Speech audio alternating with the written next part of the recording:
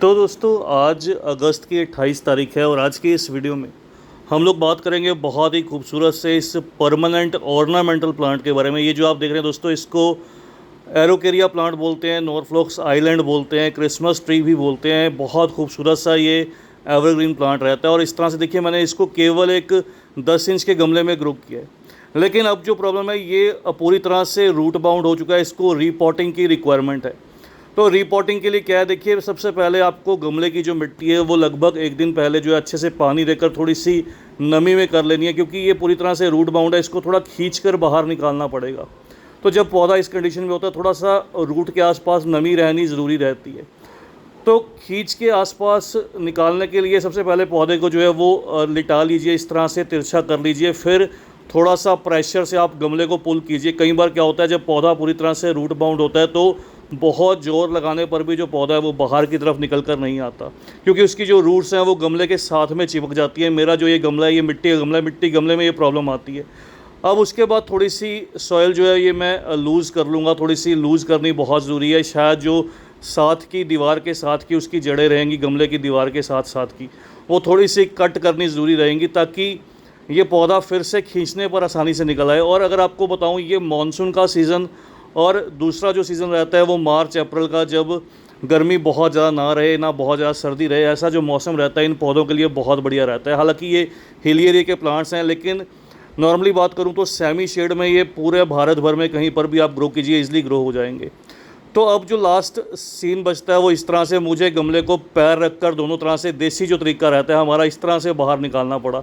तो ये देखिए, इसके अलावा कोई चारा नहीं बचा था, क्योंकि पूरा जोर लगाने पर भी ये गमला बाहर नहीं आ रहा था और बहुत मेहनत कर चुका था। मैं थक गया था मेहनत करके, पूरी तरह से हाँफ गया था, क्योंकि वेट भी मेरा थोड़ा सा बढ़ चुका है, इस वजह से ऐसा हुआ। तो अब गमला देखिए पूरी तरह से ये निकल आया, पौधा पूरी रूट बॉल के साथ निकल आया। ये ज़रूरी रहता है, रूट बॉल के साथ जो आपका पौधा है निकल आया। नीचे तक देखिए, बेस तक पूरा जो रूट्स हैं ये फंस चुकी थी और आपको रूट्स क्लियरली इसकी विजिबल भी होंगी। तो इस तरह से आप भी कीजिएगा। अब इसके जो काम करना दोस्तों, अगला जो काम रहेगा वो इसकी रूट ट्रिमिंग का रहेगा। रूट ट्रिमिंग ज़रूरी है, क्योंकि रिपोर्टिंग के लिए हमारे पास बड़ा गमला नहीं है और मैं सेम दोबारा इसी गमले में इस पौधे को जो है वो रिपोर्ट करने वाला हूँ।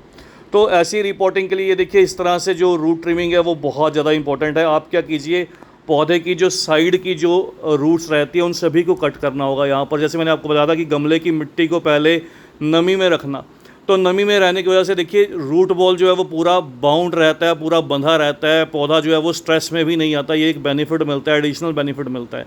और मैंने इस चीज़ को लेकर किस तरह से आपके जो पौधे हैं, अगर रूट बाउंड हो या आपने नए पौधे नर्सरी से लाकर रिपोर्ट किए हैं, वो जब स्ट्रेस में आ जाते हैं, उस कंडीशन से पौधे को कैसे बाहर निकाला जाता है, इस टॉपिक के ऊपर एक पूरा जो वीडियो एक अपलोड किया है। अक्सर ये कंप्लेंट रहती है, हमारे पौधे नर्सरी से लाए थे, बहुत हेल्दी थे, लेकिन लाने के बहुत टाइम के बाद भी जो पौधों ने नई ग्रोथ है वो स्टार्ट नहीं की। अब देखिए, इसकी मैं थोड़ा प्रेशर के साथ, क्योंकि रूट्स इसकी बहुत हार्ड हो चुकी हैं, 5 साल हो चुके हैं, मैंने इसकी सारी की सारी जो रूट्स हैं साइड से वो निकाल ली हैं। और ये देखिए, ये टैप रूट है, इसको भी मैं थोड़ा सा कट कर दूंगा। मोटी जो रूट्स रहती हैं ये पौधे में नहीं चाहिए होती, हमें जब गमले में ग्रो करते हैं तो फाइब्रस पतली रूट्स की ज़रूरत रहती है। अब हमारा जो पौधा है, पूरा एक जो रूट बॉल है वो पूरा जैसे हम नर्सरी से लेकर आते हैं, कुछ इस तरह से ये प्लांट रेडी हो चुका है। ये जो आप मेरा पौधा देख रहे हैं, 5 साल में कुछ ये 5 फीट या 5.5 फीट लंबी हाइट का, इसको मैं 60 रुपीज़ में लेकर आया था 5 साल पहले नर्सरी से। तो अब ये मैच्योर प्लांट में डेवलप हो चुका है और रूट बॉल पूरी तरह से हमने क्लीन कर ली है। बहुत से कमेंट्स रहते हैं मिट्टी कैसी यूज़ की जाए, क्या पुरानी जो मिट्टी रहती है गमले की वो इस्तेमाल करनी चाहिए या नहीं करनी चाहिए। तो देखिए, यहाँ पर मैं पुरानी मिट्टी का फिर से इस्तेमाल करूँगा। जो भी आपकी रूट्स रहती हैं वो सारी की सारी आप इस तरह से बाहर निकाल लीजिए पुरानी सॉइल में से, क्योंकि ये सॉइल जो है ये पोरस सॉइल है। इन पौधों को पोरस सॉइल, ऐसी सॉइल जिसके अंदर पानी बहुत देर तक ना रुके, बस मॉइस्चर होल्ड करे, ऐसी मिट्टी इन पौधों को पसंद रहती है। तो अच्छी तरह से देखिए, मैंने खुरपी की मदद से सारी की सारी जो मिट्टी है वो पूरी तरह से रूट से अलग कर ली और रूट्स को अब ये बाहर गिर दूंगा। इसकी हमें कोई भी ज़रूरत नहीं है, ये ड्राई रूट्स हैं, डेड रूट्स हैं, इनकी हमें कोई ज़रूरत नहीं रही। तो अब पुरानी सॉइल के अंदर जो नई सॉइल है वो ऐड की जाएगी। नई सॉइल अगर आप तैयार करें तो उसके अंदर एक हिस्सा मिट्टी, एक हिस्सा खाद, एक हिस्सा कोकोपीट और एक हिस्सा जो है वो रेत, सैंड या बजरी का इस्तेमाल कीजिएगा। इसी तरह से मैं और भी सभी पौधे अपने रिपोर्ट कर लेता हूँ। ये देखिए, अब मैं उसी सेम गमले में जिससे हमने इस पौधे को बाहर निकाला था, उसी सेम गमले में इस पौधे को रख कर पुरानी मिट्टी के साथ कुछ नई मिट्टी, क्योंकि जो बहुत सी जगह थी वो हमारी रूट्स ने ले ली थी, तो नई मिट्टी ऐड करके इसको रिपोर्ट कर दिया।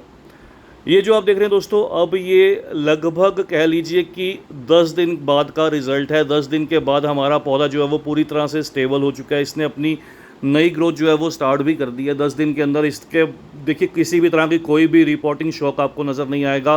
प्लांट पूरी तरह से ग्रीन है, हेल्दी है। रिपोर्टिंग के बाद देखिए अब इसकी जो रूट्स हैं वो स्टेबल कर चुकी है और मिट्टी के अंदर हल्का सा जो मॉइस्चर या नमी है वो मैंने मेंटेन करके रखा है। तो आप भी इस मौसम में अगर आप चाहते हैं आपका पौधा हेल्दी रहे, स्वस्थ रहे, तो ये बरसात के मौसम में या फिर स्प्रिंग सीज़न, जो 2 मौसम रहते हैं ये बहुत ख़ास रहते हैं रिपोर्टिंग के लिए। दोनों मौसम में ये काम कीजिएगा तो आपका ये क्रिसमस ट्री एरोकेरिया साल भर अच्छे से ग्रोथ करता रहेगा, हरा भरा रहेगा।